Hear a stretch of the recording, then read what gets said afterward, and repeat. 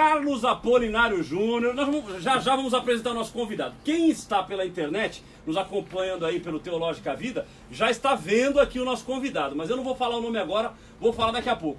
Mas, meu amigo, só para te adiantar, eu brinco que o meu irmão ficou com a melhor parte da herança. Porque ele ficou com o nome do meu pai. E as pessoas olham para ele e dizem, pô, mas é a cara dele, parece com ele, né? Então ficou com a melhor parte da herança. Meu irmão, Carlos Apolinário Júnior, bom dia. Muito bom dia, meu irmão, Cláudio Apolinário. Mais uma vez eu cheguei aqui correndo, né? Ele tava no trânsito, Não é? Enfim, prazer enorme estar aqui mais uma vez aí fazendo papo tudo de bom. Recebendo hoje, né, Cláudio, mais um convidado aí muito especial, né? Convidado especial, convidado ilustre, que se tornou um amigo aí, um parceiro. Perfeito. Mas antes de falar do nosso convidado, eu queria dar uma notícia aí para os nossos ouvintes que estão acompanhando aí nessa manhã. Deixa eu aumentar aqui um pouquinho o meu áudio aqui. Que é o seguinte, acabei de receber uma notícia agora cedo, em primeira mão aí, que o nosso programa, foi feita uma pesquisa e que o nosso programa é o melhor programa de entrevistas do Brasil. Que Você acredita numa coisa dessa? Que Nosso maravilha. convidado acho que não sabia disso aí não, hein? Não, estou Melhor recebendo programa, agora a informação. Não é?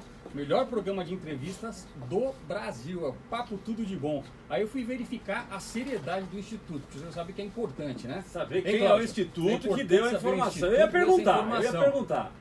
Fiquei sabendo, fui ver a metodologia e o Instituto foi o Instituto Dalva Apolinário.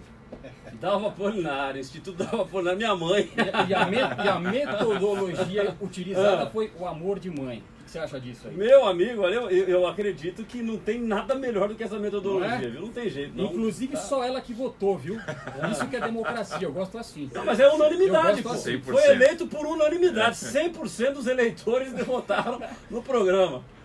Mas enfim, Cláudio, esse convidado nosso, como você já deu uma pincelada aí, um convidado muito especial, né? Que inclusive foi muito esperado por nós, né, Cláudio? Mas Verdade. convidamos, Por uns compromissos. reiteramos o convite, mas aí eu perguntei para a produção, e aí, como é esse negócio aí? Vem ou não vem? Aí eu fui informado que é porque ele estava trabalhando muito aí pelo povo, pela cidade de São Paulo, mas agora chegou a hora, não é isso? E pelo currículo dele, que eu já dei uma olhada, eu sei que você vai ler daqui a pouco, eu acho que é isso mesmo. Eu só me preocupei pelo currículo dele aqui, a gente vai ter pelo menos 30 minutos do programa lendo o currículo do camarada, né? Mas pelo currículo dele, eu acho que é o seguinte, quando ele não está trabalhando, ele está estudando, viu? Porque é impressionante o negócio. Hein? Ou está trabalhando ou está estudando, não é isso? Ou ele estudou muito e agora está trabalhando depois de estudar, né? Pode ser isso também. Vamos lá? As duas coisas. Começamos pelo currículo ou falamos o nome primeiro? Na verdade, permite, eu queria fazer apenas algumas considerações aí, porque eu estava pensando, né, e eu percebi que muitas coisas nos unem a esse nosso convidado de hoje. Vamos lá. Eu enumerei a aqui, eu queria citar, que é o seguinte, ele é amigo e parceiro de uma pessoa especial na nossa vida, que se chama Gilberto Nascimento Júnior. Verdade. Nosso primo. Uma segunda coisa que nos une a esse nosso convidado é que nosso amado pai, evangelista Carlos Apolinário, ele sempre citava uma frase de Provérbios 29:2, né, que diz que quando os justos governam, o povo se alegra, mas quando o ímpio domina, o povo geme. E esse nosso convidado também cita esse provérbio por aí como algo que orienta ele na vida pública. Verdade. Então isso também nos une a esse nosso convidado. Uma outra coisa que nos une a esse convidado é que, além da nossa convicção cristã, que ele também tem, o pai desse nosso convidado, ele foi um grande homem, né? Assim como o nosso pai. E que descansou dessa vida, Cláudio, por incrível que pareça, no mesmo ano que o nosso pai. Mês de janeiro. 2019, 40 dias antes do nosso pai, o pai dele janeiro de 2019. partiu para a eternidade, né? Enfim, é mais uma questão que eu diria que nos une a esse nosso convidado. E a quarta coisa, né? Quarta e última coisa. Você deve se lembrar, né? Citamos a nossa mãe aqui, que na fase dela, que ela cantava para criança, ela tinha uma música que eu não me lembro o nome, se era Boa Noite Pai, ou era Oração da Noite, ou era Papai do Céu, enfim, não lembro o nome exato, mas que ela dizia o seguinte, que bons filhos sempre são bons pais. E esse nosso convidado, eu achei muito bonita a frase que ele usou, que eu acho que também nós podemos dizer aquilo que ele disse na ocasião do falecimento do pai dele, onde ele se referiu ao pai dele dizendo, como sendo o amor da sua vida, meu herói, nos reencontraremos na eternidade. Eu acho que é algo Acabou, que não ele vou conseguir disse mais falar. e que a gente pode dizer também, e que nos une a esse nosso convidado, não é isso, Cláudio? Exatamente. Olha, Enfim, depois dessa introdução, quem é o nosso convidado, Cláudio? O que você pode dizer aí? olha, o nosso convidado, ele é... Eu já vou falar o nome de uma vez. Eu falo o nome e aí eu dou o currículo. Pode ser? Tá autorizado? Eu acho melhor você dar o currículo. Dá o currículo primeiro, depois o nome? E depois o nome. O pessoal vai imaginando aí. Então tá bom. Então vamos lá. Então vamos lá. Aí no item 8. É. Tá ótimo. Então vamos lá. É advogado, formado pela FMU. É pós-doutorado em Direito pela Universidade de Paris, Panthéon-Sorbonne. Doutor e mestre em Direito pela PUC de São Paulo. Possui extensão universitária pela Universidade de Harvard e é um especialista em Direito Tributário. Nossa, gosto muito da área tributária, viu? Graduado em Teologia, professor de Direito Constitucional, professor pesquisador da Universidade Sorbonne, sócio efetivo do Instituto de Advogados de São Paulo, membro da Academia Paulista de Direito, até ele está olhando aqui para verificar se é tudo isso aqui mesmo, né? Membro da Academia Paulista de Direito, diretor do Instituto Capitalista Humanista, diretor do Instituto Brasileiro de Direito de Defesa, sobrinho do saudoso ex-senador, e aqui eu já entrego, sobrinho do saudoso ex-senador Romeu Tuma, filho do saudoso doutor Renato Tuma, que foi o criador da Guarda Civil Metropolitana de São Paulo, é evangélico, é presbítero da Igreja Bola de Neve e atual presidente da Câmara Municipal de São Paulo, carinhosamente chamado por muitos de Tuminha. Portanto, resumindo, doutor, professor, diretor, teólogo, presbítero, um amigo, um bom filho, meu amigo vereador Eduardo Tuma, prazer tê-lo conosco. Que alegria estar aqui. Eu quero cumprimentar a todos da Rádio Musical, comentar o Cláudio e o Carlos Apolinário, filhos de um grande amigo, que deixou saudades, assim como meu pai, mas que deixou bons exemplos a serem seguidos. Estava falando com o meu irmão, o vereador Gilberto Nascimento Júnior, que está aqui conosco também, o quão importante é que essa nossa geração possa levar adiante o legado que os nossos pais nos deixaram. Então eu tenho muito orgulho de ser filho de quem eu sou filho ainda e sempre serei. E a gente começa desse patamar com um desafio de não tentar talvez se equiparar a eles, mas de continuar esse trabalho que eles começaram. E vocês aqui são prova disso, porque a rádio hoje é muito conceituada. Eu quero concordar com o Instituto que deu esse resultado. O Instituto Dalva Apolinário. É um instituto respeitadíssimo, diga-se de passagem, e que está corretíssimo. Não é fake news, é verdade. É o programa, é o melhor programa do Brasil de entrevista, quiçá internacional, porque hoje com a web rádio você propaga e você rompe os limites ali do território brasileiro. Então, parabéns, obrigado por permitirem minha presença aqui. Quero agradecer também aos ouvintes da Rádio Musical. Maravilha. Vereador, é uma satisfação então recebê-lo aqui. Como meu irmão falou, existem muitas ligações entre nós. Bom, vamos cumprimentar aqui o Gilberto, né? Que o Gilberto está aqui, aí como sendo um parceiro do Eduardo Tuma ali na Câmara Municipal. Beto, satisfação tê-lo conosco. Prazer estar aqui, Cláudio Júnior, Tuma, nosso presidente. Eu tenho muita tranquilidade de falar com o Tuma, porque o Tuma nas outras campanhas, ele também me aconselhava quando a gente se encontrava nos eventos e me recebeu super bem na Câmara. Eu tive o prazer de ir lá atrás falar para ele: Tuma, eu acho que você tem o perfil entre todos os evangélicos. Eu acho que eu queria até pedir para você citar um pouco isso também, Tuma, a representatividade que nós da igreja já temos na Câmara, representando realmente o percentual que tem na cidade. Mas lá atrás eu falei: Tuma, se a gente tiver que colocar um evangélico lá, você é o cara que está preparado. Tá aí o currículo dele, né? De causar inveja para todo mundo, além de ter um excelente trânsito no legislativo e junto ao executivo, porque faltou aí que ele foi secretário também da Casa Civil do Bruno Covas. Faltou aí. E ele nos atendia muito bem. Quem faz o secretário da Casa Civil, para as pessoas que não sabem, ele faz todo esse relacionamento com o legislativo. Então, todos os possíveis projetos que possam acontecer, a prefeitura tem que analisar para ver se vai sancionar. Tudo isso passa pela Casa Civil. E o Tuma, com a capacidade que ele sempre teve nessa área legislativa, tanto é que é professor na área, né? Tinha esse bom relacionamento, esse bom trânsito, e aí foi muito gratificante para nós vereadores, falo aqui acho que em nome de todos eles, com certeza em nome de todos eles, a presença do Tuma na Casa Civil fez toda a diferença, principalmente para nós de primeiro mandato, porque a gente levava lá os nossos pleitos e ele falava, bom, eu vou te ajudar, ó, vamos caminhar por aqui, então sempre foi um professor nessa área para todos nós. Então estou muito feliz de finalmente estar com o Tuma aqui nessa mesa, estou muito feliz de estar participando com vocês, vim aqui só para o começo, nem ia ficar, vim para receber o nosso presidente, até porque meio-dia eu tenho compromisso na prefeitura, mas estou feliz aqui de estar com vocês, de ouvir e também de ver o Tuma emocionado quando fala da família dele, do pai dele. É isso que a gente vê a diferença nas pessoas, quando as pessoas realmente têm coração, são essas pessoas que, como o Júnior falou, os bons filhos serão bons pais, e daí tá uma referência pra gente. Valeu, Tuma. O Giba é exemplo, Giba carinhosamente, né? Vereador Gilberto Nascimento Júnior.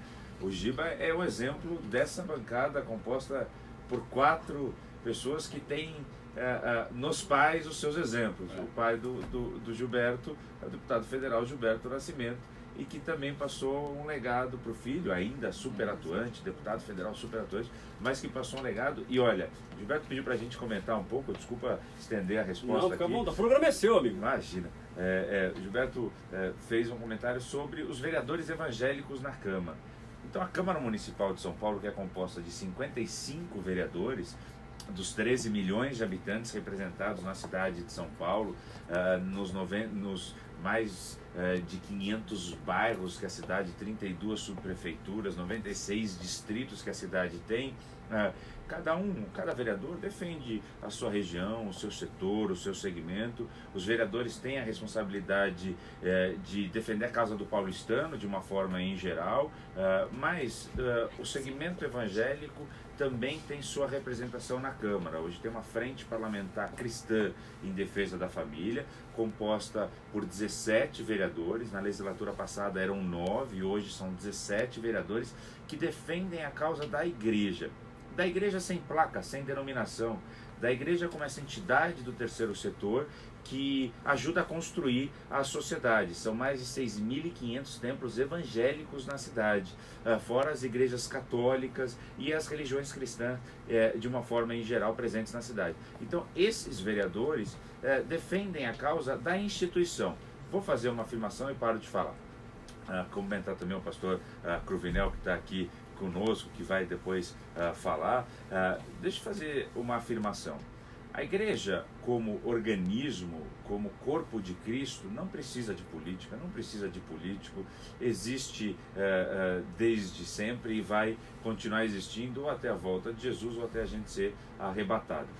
Mas como organização, aquela que tem previsão na lei civil, ela precisa sim de ter esse suporte, sem medo como de instituição, errar. Né? Pois é. Como CNPJ. Exatamente. Tem que ter um CNPJ, não dá para você ser igreja sem ter CNPJ. A igreja respeita a lei dos homens, é o chamado império da lei, que é essa república democrática de direito que é o Brasil. Não é? Então, assim, esses vereadores têm representado muito bem aqueles que os colocaram lá, a igreja de uma forma em geral. E não tem um único vereador evangélico que dialogue com todas as igrejas evangélicas ou igrejas católicas na cidade de São Paulo. Cada um é responsável por uma parte, cada um dá resposta em relação ao seu mandato de uma parte ou da cidade ou de um ministério e assim por diante. Então aqui também parabenizar todos os meus amigos, os meus irmãos e as minhas irmãs da Frente Cristã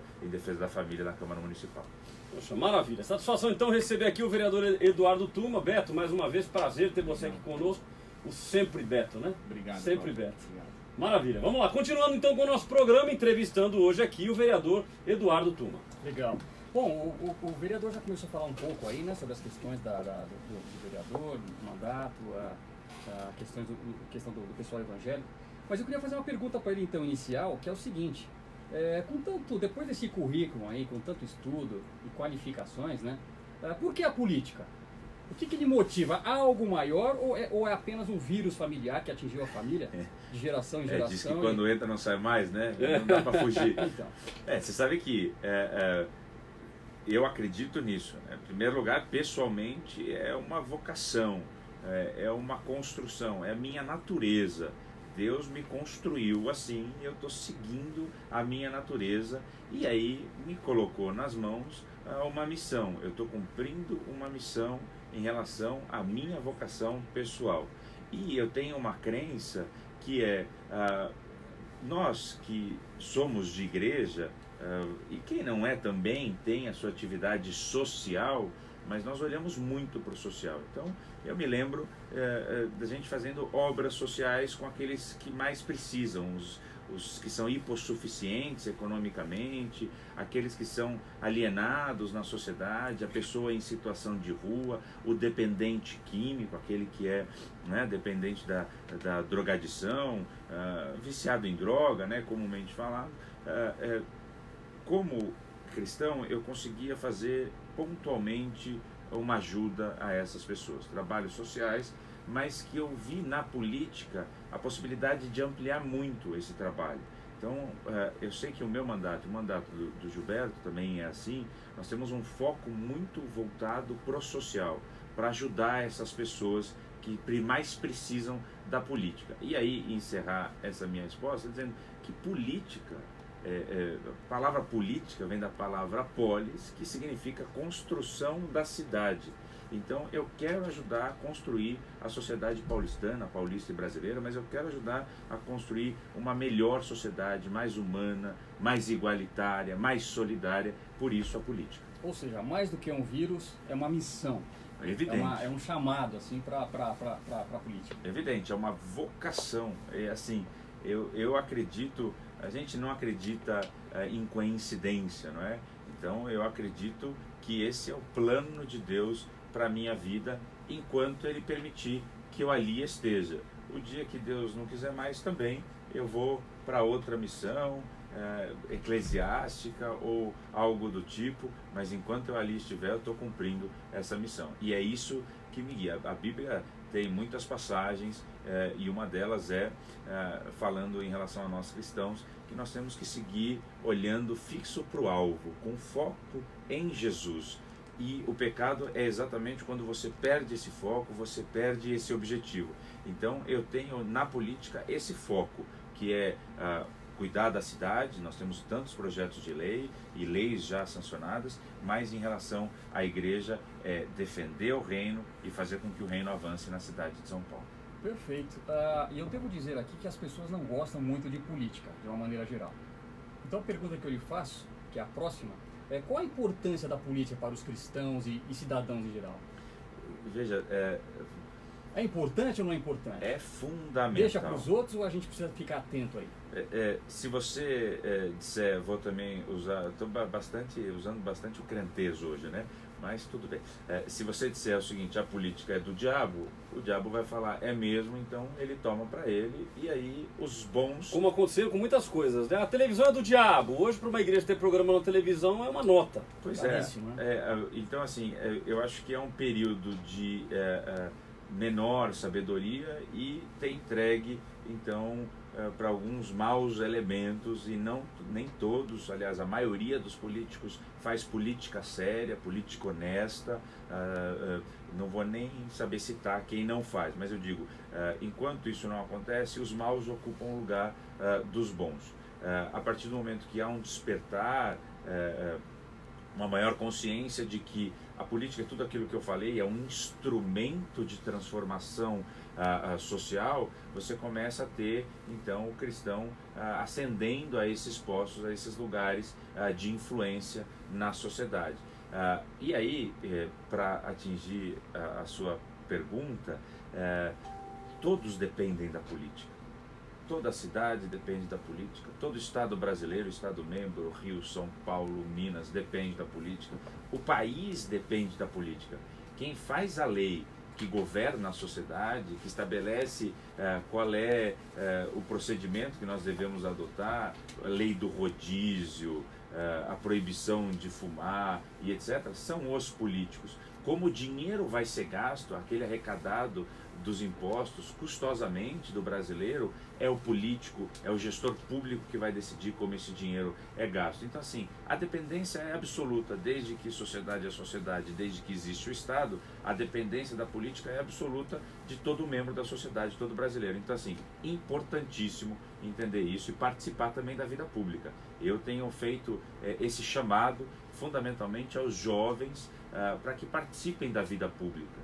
Não só na internet, nas redes sociais, mas que vejam um partido político, acompanhem um político, mandem e-mails, liguem nos gabinetes para poder então também fazer parte desse grande sistema político que nós temos. É mesmo porque não dá para fugir da política de forma alguma, né? Porque falando de prefeitura, falando de Câmara Municipal, o IPTU que o camarada paga, quem define? Pois é. É a prefeitura, quem rege a prefeitura, a questão da regularização dos imóveis. Aí vamos trazer isso junto com a igreja. As igrejas precisam de leis que ajudem ela, por exemplo, a conseguir um alvará de funcionamento. Pois é.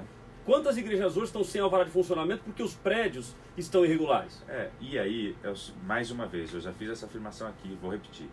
A igreja quer obedecer e obedece efetivamente todas as leis. Acontece que a burocracia muitas vezes é impeditiva de você rapidamente obter, por exemplo, a regularização da edificação, o habite, dizer que seu prédio está regular com a prefeitura, cumprindo todas as leis, e muitas vezes impede também a emissão da licença ou do alvará de funcionamento daquele estabelecimento como local de reunião, porque tecnicamente é assim que é classificado. Então, como que a gente supera isso? A gente supera isso, e aí daí a importância da política, com vereadores que têm esse olhar, que aprovaram e que já foi sancionada pelo prefeito uma lei de regularização imobiliária que é válida para a cidade como um todo e vai regularizar mais de 750 mil imóveis. As igrejas, inclusive. No caso das igrejas, um pouco diferente, com isenção, ou seja, o não pagamento de taxas ou de novos impostos. Esse é um ponto fundamental que eu ia te comentar. Porque eu tenho pastores que a gente caminha perto, a gente caminha junto, inclusive no Conselho de Pastores da capital grande de São Paulo, e que os pastores comentam da dificuldade, porque hoje muitas igrejas menores, as igrejas maiores até têm mais condições, mas as menores não têm condições, por exemplo, de pagar o aluguel, está ali penando, apertando, e ainda pagam o IPTU. Só que por que pagam o IPTU? Porque não conseguiram a regularização, não conseguiram o seu alvará de funcionamento, estão pagando o IPTU que não deveriam, porque é isenta. E aí você pensa o seguinte, essa igreja menor, ela tem que contratar um arquiteto, ela tem que contratar um advogado, ela muitas vezes precisa de um outro profissional para fazer todo o trâmite junto à prefeitura. De onde sai esse orçamento? Não sai, não existe. Exato. E aí a Constituição Federal garantiu, como forma de assegurar a liberdade religiosa, de profissão de fé, de culto no Brasil, a imunidade aos templos de qualquer culto. Essa é a expressão usada pela Constituição, templos de qualquer culto. Ora, muitos defendem que essa é uma cláusula pétrea, ou seja, a Constituição não pode ser alterada nesse sentido, não pode mudar, não pode começar a cobrar imposto da igreja. Se não pode cobrar imposto da igreja que o prédio é próprio, também não pode cobrar imposto de igrejas cuja o prédio é alugado. Lei de Carlos Apolinário. Vou repetir. A isenção dos imóveis alugados em relação à igreja. A igreja não paga IPTU na cidade de São Paulo, porque o Carlos Apolinário apresentou um projeto de lei que foi aprovado e sancionado na cidade de São Paulo. E o que a gente quer fazer, eu e o Gilberto Nascimento Júnior na Câmara, é garantir com que essa lei seja aplicada na sua plenitude. Toda a força da lei tem que garantir a isenção para a igreja. Não só a regularização do imóvel, como dialogando com o prefeito Bruno Covas, que editou um decreto, agora a isenção do IPTU é feita de forma eletrônica. Até fevereiro de 2020, como era feito? O pastor ia lá, apresentava o pedido de IPTU, a Fazenda Pública Municipal, o auditor fiscal, analisava aquele pedido e pelos inúmeros pedidos, isso demorava 8, 10, um ano para ser analisado. E aí o pastor entrava com o pedido de isenção em 2015, em 2016 ele ia receber a resposta, se sim ou se não. Mas vinha o boleto antes. E eventualmente chegava o boleto de IPTU. E aí eu estou com pedido para não pagamento, mas chegou um boleto, pago, não pago. agora, a partir de 2020, de fevereiro de 2020, já valendo para o IPTU de 2020. Ele entra no site da Prefeitura, da Fazenda Municipal, ele preenche os documentos e o deferimento é automático. Não mais depende da deliberação do auditor, não mais depende de uma decisão de um burocrata. É automático pelo sistema. Daí, se a prefeitura tiver alguma desconfiança, ela que vai fiscalizar a igreja. Muito bom, hein? Então nós Legal, invertemos a Muito lógica bom. do processo. Muito bom. Nós permitimos só nessa legislatura, nesses 4 anos, de 17 para cá, muitos avanços para a igreja, e esses são 2 deles. A regularização do imóvel, a BITS. O pastor construiu um banheiro a mais, uma sala pastoral, uma sala do Ministério Infantil a mais, ele vai conseguir regularizar esse imóvel, número 1. Número 2, aprovamos e foi sancionada uma lei que isenta o imóvel na sua totalidade, porque existia um dispositivo que falava. Estou me estendendo um pouco aqui, Não, mas vale é a pena. excelente. Não, é excelente. Esclarecer, Deixa eu até aproveitar. O nosso programa ele é ouvido, segundo o Ibope, por mais de 33 mil ouvintes por minuto. Então é uma multidão de pessoas ouvindo. Claro. E dentre essas, muitos pastores que estão nos ouvindo. Claro. Então, pastor, se você tiver alguma pergunta, porque esse assunto é um assunto que interessa diretamente os pastores, diretamente a igreja. Se você tiver alguma pergunta, mande para cá no 933397799. Nós estamos aqui hoje com o vereador Eduardo Tuma, que é presidente da Câmara Municipal, que está nos esclarecendo um ponto importantíssimo que beneficia muitas igrejas. E realmente, o Estado ele é burocrático. Se não tiverem leis que nos ajudem a melhorar esse sistema, a gente fica muito prejudicado. E repito, muitos pastores, eu vou te garantir, não sabem ainda dessa lei. Não sabem dessa melhoria, dessa possibilidade. Que aí vou fazer uma expressão política aqui. Como bom tucano, a gente faz muito e comunica pouco. Mas assim, então, regularização imobiliária, isenção na totalidade do imóvel do IPTU, porque existia um dispositivo numa lei antiga, existia um artigo numa lei antiga que falava o seguinte: a isenção se aplica aos locais de culto tão somente, ou seja, a nave da igreja. Toda a adjacência, estacionamento, casa pastoral, não tinha cantina, sala de crianças, estava tudo como fora. falou Gilberto Nascimento Júnior aqui, cantina e etc. Não tinha o não pagamento do IPTU. Nós modificamos a lei e agora a isenção, o não pagamento é para o imóvel na sua totalidade. É exatamente isso que diz o artigo da nova lei. E aí, em terceiro lugar, é a isenção automática do IPTU. Nós invertemos essa lógica burocrática, não mais presos na burocracia, mas na liberdade de um sistema que é absolutamente virtual, que não tem a subjetividade do ser humano na análise, ou seja, não tem um funcionário público dizendo se você é ou não igreja, se você pode ou não pode ter a isenção. A isenção é automática. Se tiver alguma desconfiança, vai fiscalizar. Então, assim, 3 leis, e isso é legado, nós escrevemos na cidade, que vão durar depois que eu sair da Câmara, depois que o Gilberto Nascimento sair da Câmara, como foi, você percebe, eu citei a lei do Carlos Apolinário aqui, que é fundamental, é marco na igreja até hoje, e eu espero que pelo menos essas 3 leis também sejam marco daqui para frente e durem aí por muito, muito tempo. Olha, aproveitando essa questão aí da isenção automática, repito, tem muitos pastores nos ouvindo.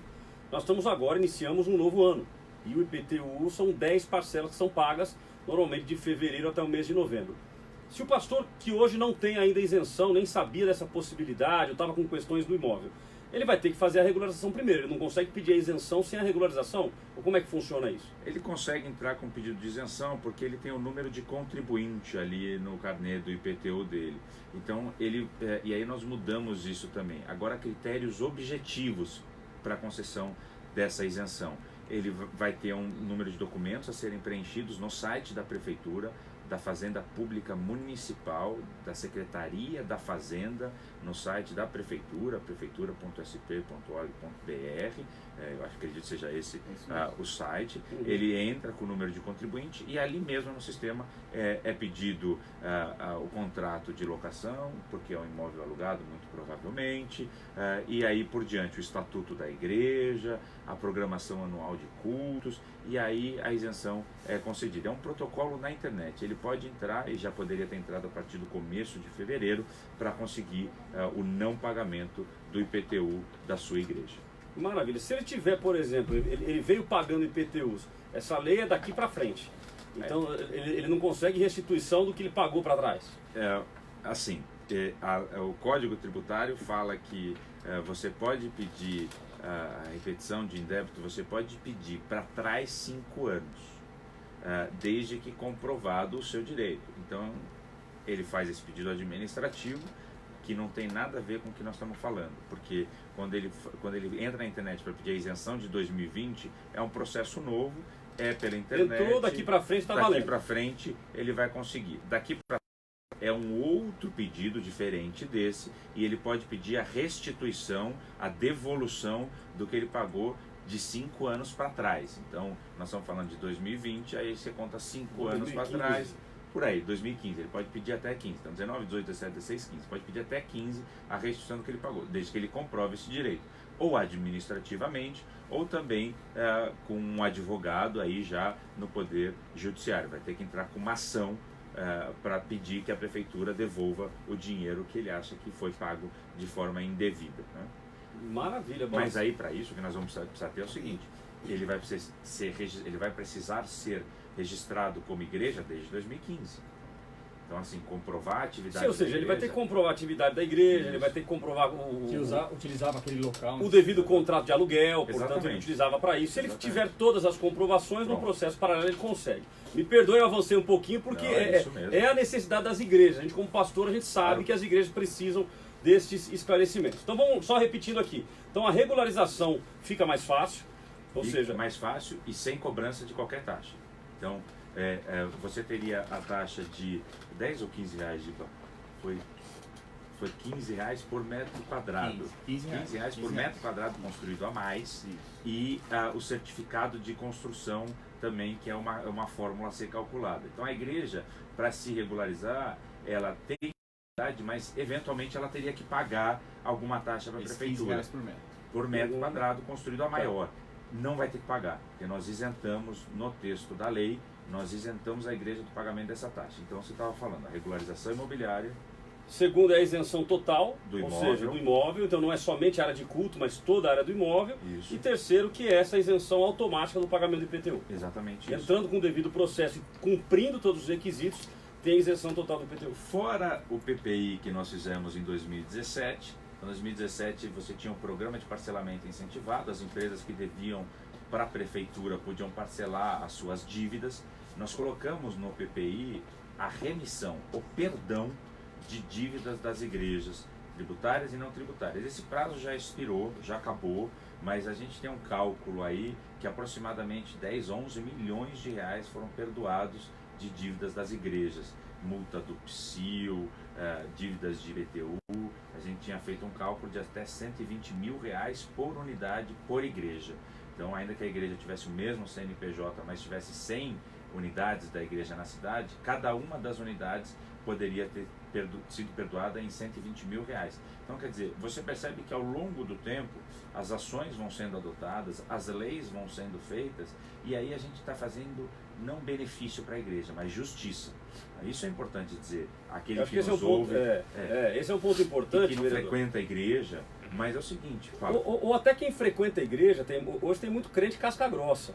Tem muito crente aí que gosta de criticar. E critica, eu já conversei com pastores que dizem assim, não, eu sou a favor de que a igreja tem que pagar o imposto de renda. Eu falei, pastor, pensa no benefício que a igreja traz para a população, para a sociedade. Claro. Quantas casas de recuperação são sustentadas pela igreja? E aí você tem que lembrar o seguinte, a população brasileira, no período da redemocratização em 88, pactuou, fez um acordo, um pacto, um contrato social, que é a Constituição Federal de 1988. Ali, que é a lei maior do país, está dizendo que a igreja é imune. Então é o seguinte, nós estamos querendo que a lei seja aplicada. O que nós não queremos é que alguém vai e diga o seguinte, não, essa lei está errada e tem que cobrar imposto da igreja. Não, isso não é justo, isso é injusto, é inconstitucional, é ilegal. É uma afronta à igreja, número 1, e é uma afronta à liberdade de culto, à liberdade religiosa que nós temos no Brasil. Porque daí entra esse raciocínio.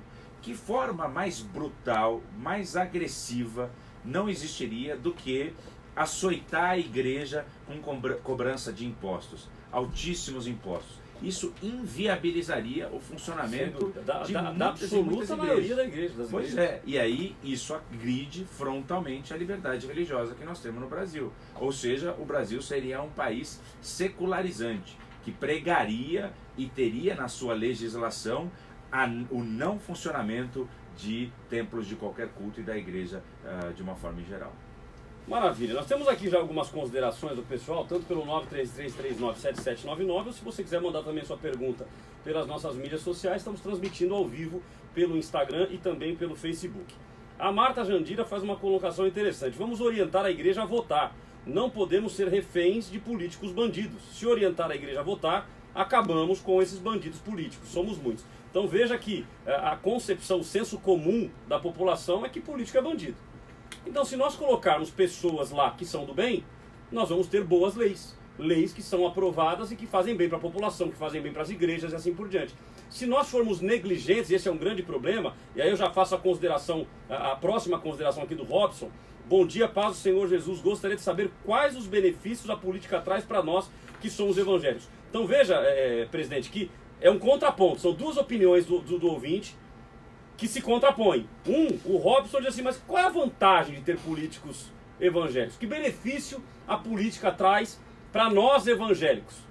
E no outro ponto a Marta diz: não, tem que votar mesmo, tem que colocar a gente lá. Então percebe que a população ainda está dividida. A Marta, ela traz o conceito de cidadania muito presente no seu comentário. Qual é o maior direito, qual é o maior poder que tem um cidadão brasileiro? O voto, ou seja, opinar politicamente e decidir o futuro do seu país, do seu estado, da sua cidade. A partir do momento que você deixa de votar, ou que você pega um papelzinho no chão no dia da votação, e que você joga fora o seu voto, você está colocando no lixo o maior direito que você tem como brasileiro. E ao fazer isso, você permite que aquele que nós falávamos, que aquele que quer eventualmente não fazer tudo certinho na política, assuma o lugar. Então, assim, o maior poder que eu tenho é votar, eu tenho que utilizá-lo bem. Como é que você gasta o seu salário? Você não gasta o seu salário com cuidado, você não tem o seu orçamento controlado, orçamento doméstico controlado? Pois é, o voto tem que ser cuidado dessa mesmíssima forma. E o Robson, a resposta pode inclusive começar pela negativa. Não é qual é o benefício, mas qual é o malefício? Qual é o prejuízo que se pode ter de um político que não gosta de igreja, por exemplo? Não estou nem aqui. Então, mais uma vez, o vereador, ele é vereador da cidade de São Paulo como um todo, dos 13 milhões. Eu, o vereador Gilberto Nascimento Júnior, nós somos vereadores da capital, da cidade de São Paulo, fazemos leis para todos os moradores, todos os paulistanos, moradores de São Paulo. Mas, ao mesmo tempo, nós temos uma representação. Então, é o seguinte: se eu não defender a igreja, e aí é evitar o prejuízo, você vai ter cobrança de impostos, cobrança de taxas, o funcionamento sendo limitado. Quer ver o negócio, Robson? Nós na igreja, louvor, 3, 4 louvores no culto, ninguém consome álcool, ninguém consome droga, tudo às claras, portas abertas, etc. E mesmo assim, você tem fiscalização do PSIL, multas do PSIL muitas vezes em relação às igrejas. Estamos aqui despedindo do vereador Gilberto Nascimento Júnior aqui, colocou aqui, já está me dando uma pauta. É assim mesmo, a gente vai trocando figurinha. Eu e o Giba. Então, você pode ter um ataque à igreja. E não é benefício, mais uma vez, o que nós queremos é justiça, que a igreja possa funcionar livremente na cidade de São Paulo. Ajudar as pessoas que estão em situação de rua, ajudar com uma casa de recuperação um dependente químico, poder promover muitas vezes programas de qualificação profissional dentro dos seus templos, ou ter convênios da assistência social. Quantas igrejas que não têm creches conveniadas com a prefeitura? Então é isso que nós queremos. A gente quer um tratamento igualitário, isonômico, igual a todo mundo, não diferente. Então, mais do que um benefício, é sim garantir o cumprimento da lei. Eu diria então, se eu puder fazer um trocadilho aqui, é que o grande benefício é evitar o malefício. Pois é. O grande benefício é evitar o malefício. Vou falar algo aqui, eu sei que é polêmico, mas imagina o seguinte, se nós não tivéssemos homens de Deus na política, inclusive falando de Congresso Nacional, poderíamos ter, por exemplo, uma lei que obrigue os pastores a fazer casamentos de pessoas do mesmo sexo. E tantas outras questões. E tantas outras questões que conflitam com aquilo que nós acreditamos. Então assim, você vai na periferia da cidade de São Paulo, e eu sou contrário aos pancadões na cidade de São Paulo, vai num baile funk, Robson, ali aonde você estiver, ou numa periferia, que acontecem na sua maioria na periferia, e para você ver o tipo de ambiente que existe ali, um carro de som, bebida sendo consumida, droga sendo consumida, prostituição, muitas vezes menores ali presentes. Isso destrói a sociedade. Sabe qual é o benefício? É garantir a existência da igreja e garantir que ela construa a sociedade, e uma melhor sociedade, evidentemente, por todas as características que eu acabei de descrever aqui. Poxa, parabéns aí pela resposta. Deixa eu te aproveitar que você comentou aqui sobre o PSIL. Eu lembro que meu pai foi um árduo guerreiro com relação à lei do PSIL. Mudou alguma coisa de lá para cá? Porque na época ele lutava muito com relação à forma de que se mediria, porque o fiscal chegava lá e ele media dentro da igreja. É óbvio que vai dar mais do que os 10 decibéis. Hoje em dia, o limite de decibéis na lei que tá atualmente vigente, que está valendo na cidade de São Paulo, ela é ultrapassada com um ônibus passando na rua. Se o fiscal for lá medir no dia, à luz do dia, medir um ônibus passando, você já extrapolou o limite que a lei estabelece. Então assim, essa é uma lei que precisa ser revista, mas ela é uma lei muito polêmica. Toda vez que a gente vai tentar que meu pai foi tocar nesse assunto, aí vem assim, as pessoas que são ativistas, e aí já começam a reclamar e começam a nos pressionar. Então, o que é uma loucura, né? Porque nós falamos da igreja, mas do outro lado você deu o exemplo do pancadão. E não é só o pancadão. Eu moro num prédio, moro em um andar alto, mas invariavelmente final de semana você ouve o barulho, mas num volume que você fala, como é que o cara consegue, se eu estou ouvindo aqui de cima, como é que o cara consegue ficar lá na casa dele, ou onde ele está ouvindo aquilo? Só que vai reclamar deles. Ninguém reclama. Pois é, depois das 10 horas da noite, esse limite ele cai bastante, né? O limite vai ficar bem menor, e qualquer barulho já ultrapassa Que são duas leis distintas, né? Tem a lei do silêncio e a lei do PSIL. A lei do PSIL é que estabelece o limite de decibéis. E a do silêncio seria após 10 da noite, é isso, não? Aliás, então vamos lá. A lei do silêncio é que estabelece o limite, e o PSIL é que trata da fiscalização dessa lei. Okay. E assim, aqui louvar o trabalho desse órgão da prefeitura. Nós não estamos criticando o PSIL em si, nós estamos criticando a lei. A lei precisa ser alterada, e aí precisa se adequar à realidade. E o direito é isso. O direito é sempre uma nova adequação a uma nova realidade, né? Eu falo para os meus alunos que o que era normal há 30 anos atrás, hoje já não é mais tão normal. Eu às vezes dou esse exemplo do casamento. Antigamente, se você descobrisse na noite de núpcias que a sua noiva não era mais virgem, você poderia anular o casamento. Devolver legalmente. A lei dizia isso. Hoje não diz mais.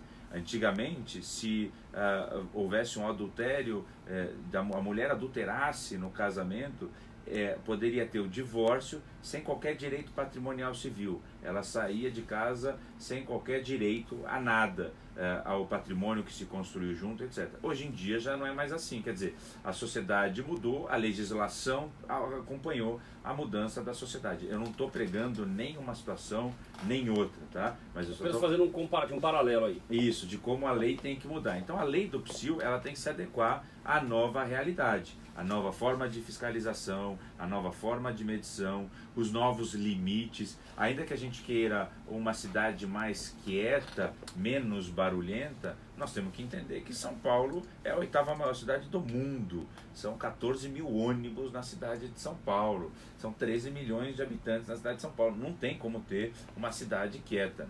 Nós não vamos ter um silêncio absoluto aqui na cidade de São Paulo, e a lei tem que se adequar a isso. E esse talvez seja um novo desafio. Quero agradecer aqui pelo desafio já indiretamente colocado a mim. Olha, pela esse família aí, Apolinário. esse honraria muito meu pai, viu? Porque ele batalhou muito por isso aí, seria uma grande vitória. Mas, presidente, vamos lá. Nós temos lá 55 vereadores e você assumiu a responsabilidade de ser presidente da casa. Como que é isso? Fala um pouco sobre esse desafio. O poder legislativo, de uma forma em geral, ele, assim, uma forma em geral, assim, nas cidades, nos estados e tal, ele representa 100% da população. 100% porque é um sistema proporcional para eleger vereador, então você tem que contabilizar todos os votos válidos na cidade. Então todos os votos válidos na cidade de São Paulo elegeram 55 vereadores, 100% dos eleitores ali representados. Cada vereador representa 200 mil habitantes, é um número bastante grande para uma cidade, para a cidade de São Paulo de uma forma em geral. Aí você tem a gente chama de polifonia, você tem muitas vozes ali dentro da Câmara. E eu, como presidente, e defendia assim, inclusive para chegar à presidência, é que todo vereador tem o direito legítimo de falar, de apresentar projetos, de defender bandeiras de esquerda, de direita, defender bandeiras mais progressistas, mais conservadoras. Todo vereador tem o direito de trabalhar. E é nesse sentido que eu faço a minha presidência, dando voz a todos os partidos, a todas as representações, seja ela regional, seja ela setorial, de setores e segmentos da sociedade, e aí a gente tem uma casa mais harmônica. E a gente, inclusive, com essa pacificação interna, consegue trabalhar melhor, produzir mais e dialogar melhor também com o prefeito, com o Poder Executivo, com o prefeito Bruno Covas. Então, aproveitar que você já falou do Bruno Covas aqui, o nosso horário voa, a gente vai ter que marcar uma outra data, viu, meu amigo? Porque, obrigado. Já foi, mas e o nosso prefeito? Você que é presidente da Câmara, você é a pessoa com ligação direta ao prefeito. Como que está o nosso prefeito, a questão do câncer? Claro, então a afirmação é: o prefeito Bruno Covas venceu o câncer. Olha que legal. Ele foi diagnosticado no final do ano passado com um câncer que começa no intestino e abrange o esôfago também, então intestino e esôfago, com metástase no fígado e no abdômen, no chamado linfonodo. Eu não sou médico, mas foi isso que eu li, na membrana que envolve ali o abdômen. Aí ele começa a fazer sessões de quimioterapia. Eu tive um caso desse na família, vocês também sabem o quão duro é o tratamento de quimioterapia, o quanto ele é debilitante. O prefeito fez 8 sessões de 30 horas de quimioterapia em cada uma das sessões. Para encurtar a história, o resultado que saiu na semana passada diz: no fígado e no intestino o câncer sumiu, zerou os índices tumorais, sumiu, venceu. E no linfonodo diminuiu bastante e agora ele vai começar um tratamento de imunoterapia. É um tratamento muito mais simplificado, menos agressivo. As sessões duram 30 minutos, ele fica internado no hospital por 4 horas, ele faz a cada 3 semanas por um período de 6 meses. Em agosto termina a imunoterapia para combater um único lugar dos 3 que tinham sido detectados. E ele agora está recobrando a sua plenitude. Olha, ele tratou um câncer, hein? Não tratou uma gripe. E não tirou licença nenhum dia, e nós acreditamos que não tirará licença, porque não precisa. Porque está trabalhando, está produzindo, quando foi preciso despachou do próprio hospital. E nós temos, assim, o plano A com o prefeito Bruno Covas. O plano B é o plano A. E o plano C é o plano B. Então é Bruno Covas, Bruno Covas, Bruno Covas, que deve ser candidato agora à reeleição. Então, ele virá candidato à reeleição. Firme e forte. Firme e forte. Eu confesso que eu gostei de uma frase que você comentou na minha sala, que a sentença de morte dada para ele no final do ano foi rasgada. Foi rasgada e se transformou numa afirmação, numa declaração de vida. Que gostoso, que legal. Que Deus legal, abençoe. Que Deus abençoe, né? Que Deus abençoe o prefeito. Que é que a gente pede oração por ele também, né? É uma luta, meu amigo, bravíssima. Psicologicamente falando, é uma luta O terrível. prefeito tem um filho novo, enfim... Ele tem que idade, o prefeito? O prefeito está com 39, ele é de 39 1980. anos, muito novo, né? E aí, a gente pede, em todo lugar que vai, oração. Ele ontem publicou um vídeo dizendo isso: olha, o que me manteve de pé, o tratamento médio, a equipe médica, mas bastante fortemente a fé, as orações das pessoas. Então, é assim, a Bíblia mesmo fala para a gente orar pelos nossos governantes, para que tudo nos vá bem. Então, eu estou fazendo esse pedido agora para você que nos escuta, que você possa fazer suas orações, suas preces em favor do prefeito Bruno Covas. Amém. Olha, pessoal, nós estamos chegando quase ao final do nosso programa aqui e se o presidente nos permite, vamos orar pelo prefeito. Porque a gente normalmente pede oração, mas a gente acaba esquecendo de orar, né? Então muitos crentes acabam, eu vou orar por você, e acabam não orando. Então vamos orar pelo prefeito. Mas deixa eu dizer uma coisa para vocês que estão nos ouvindo. Pesquisas dizem que até o ano de 2030, que está logo ali, daqui a 10 anos, a população evangélica será mais de 50% da população. Portanto, nós temos condições de fazer a diferença.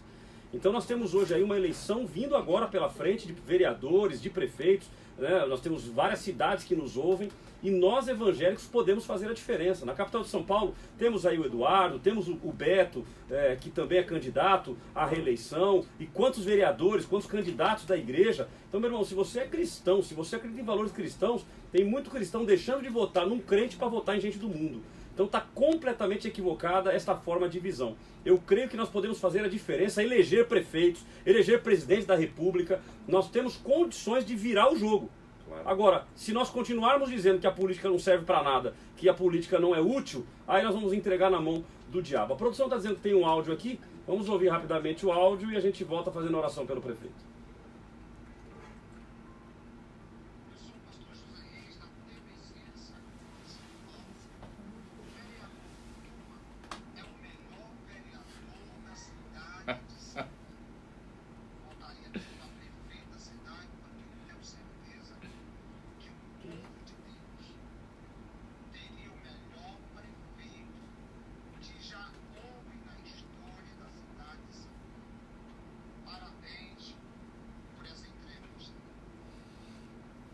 Olha aí, olha o pastor aí. Não é jabá não, hein? Não é jabá não. Pois é, não é mesmo, né? Tá lá mesmo, para agradecer, Deus abençoe, pastor. Nós temos um plano esse ano, como eu disse, né? O prefeito Bruno Covas, você tem inúmeros candidatos a vereador e vereadoras na cidade de São Paulo que defendem a bandeira evangélica. E aí, eu só queria fazer um rápido comentário. Quando o prefeito era um prefeito que tinha como profissão engenheiro, vou citar um aqui, o Kassab, ele estava preocupado em fazer obra. Quando o prefeito tinha uma profissão que era advogado, mas também com um viés mais à esquerda, que era o Haddad, ele procurava fazer as questões sociais.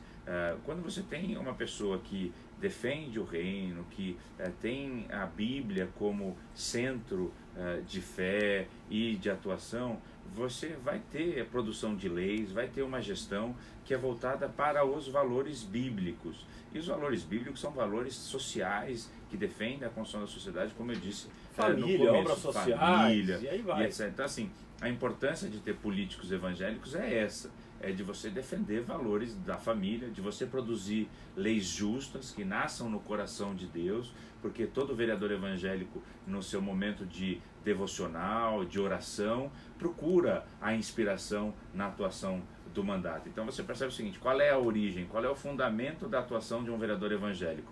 É Bíblia e oração. Pronto. E a ação que a igreja tem fisicamente na cidade de São Paulo. Eu falei demais, né? Não, foi 2 bom vídeos, demais, café e bom. microfone. Foi bom demais, o programa voou. Mas nós vamos fazer o seguinte, vamos orar agora, orar pelo prefeito. Você que está nos ouvindo aí, querido, ore para que Deus dê a plenitude da cura, que ele receba a cura e que ele continue fazendo e desempenhando o seu trabalho. Paizinho, nós nos colocamos na tua presença, crendo, Pai, que tu és um Deus soberano, que está no controle de todas as coisas, e Senhor, que o Senhor olha por cada um de nós. Senhor, temos aí um diagnóstico dado pelos médicos no final do ano de um câncer na vida do prefeito Bruno Covas. Senhor, nós cremos que o Senhor é um Deus de curas, nós cremos que o Senhor é um Deus de milagres. Então, Senhor, eu creio que, independente da ação dos médicos, nós sempre atribuiremos a Ti a cura, porque o Senhor está usando os médicos, o Senhor está usando a ciência para que haja manifestação da cura na vida do prefeito. Senhor, que o Senhor envie os Teus anjos. Senhor, que haja a plenitude da cura, que este local onde ainda tem ali um tumor, Senhor, que haja a restauração completa e que nós possamos, Pai, como Teus servos, glorificar o Teu nome, entendendo que a cura veio de Ti. Senhor, abençoe o prefeito, abençoe o vereador e presidente Eduardo Tuma, ali na Câmara Municipal. Senhor, que eles consigam administrar e fazer o melhor, não apenas para a igreja, mas para toda a sociedade. Que toda a sociedade seja beneficiada por um governo justo, seja abençoada por uma presidência da Câmara justa, que está ali, cumprindo um chamado, cumprindo uma missão. Senhor, nos abençoe como cidade. É o que nós te pedimos e te agradecemos em nome de Jesus. Amém. Amém. E amém. Carlos, acabou. Acabou, né? Quando é bom é assim, passa rápido. Mas eu acho que esse foi um dos convidados que realmente mais falou. Nós falamos pouco. É verdade, né? Fica aqui meio que só assistindo. Não sei se aí. é bom ou ruim, mas... Já acho que ainda faltou muita coisa que a gente podia conversar, né? Mas vai ficar com uma próxima. Eu acho que a gente vai marcar uma próxima aí, porque tem muito conteúdo aí, viu? Tem muito para contribuir. É verdade. Mas enfim, nosso agradecimento então ao nosso amigo Eduardo Tuma, que Deus lhe abençoe na sua missão aí, tá? Prazer tê-lo aqui conosco, é sempre bem-vindo aqui, a casa é sua aqui, tá bom? Obrigado, Prazer. eu que agradeço a oportunidade. Vereador, tá contigo então, vai lá. Eu que agradeço a oportunidade, os ouvintes. E detalhe, se você quiser falar mais, não tem problema, porque o próximo programa é do pastor Cruvinel, ele que espere. Eu vou tomar o tempo dele. Ele que espere. Avise o pastor Cruvinel que eu tô com o presidente da Câmara aqui, pede pra ele aguardar um pouquinho, tá bom? Não, porque eu sei que ali deve ser Bíblia na veia, nós queremos aprender mais. Mas eu que agradeço, quero agradecer também ao ouvinte da Musical, que ficou atento, ficou ligado e fica ligado sempre. E aí, mais uma vez, concordar, é uma rádio que informa, é uma rádio que transforma aquele que a escuta. Então, parabéns pelo trabalho de vocês. Obrigado. Maravilha, então. Então, eu ia falar prefeito já. Presidente, satisfação tê-lo conosco aqui. Quem sabe um dia, né? Quem sabe um dia, Deus prepare lá na frente. Eu sei que você, como você comentou, é uma missão. E a missão não vai parar na Câmara Municipal, eu tenho certeza disso. Deus te leve aí em altos voos para continuar representando aí o povo de Deus, continuar representando a igreja. Amém. Obrigado. Deus abençoe a todos. Então, queridos, Deus abençoe vocês. Sexta-feira que vem temos mais um Papo Tudo de Bom. De segunda a quinta temos o nosso debate. Segunda-feira o nosso debate que falamos sobre política, tratamos sobre política porque entendemos que é um assunto fundamental. Que Deus abençoe o teu final de semana, que Deus abençoe aí a tua caminhada. Maravilha. Então vamos encerrar. Eu acho que hoje, como eu falei tanto aqui de coisas que nos unem a esse nosso convidado, lembrando aí do nosso pai, do pai dele, vamos terminar como o nosso pai sempre terminou esse programa. Maravilha, vamos e lá. só nos falta dizer: Obrigado, Jesus!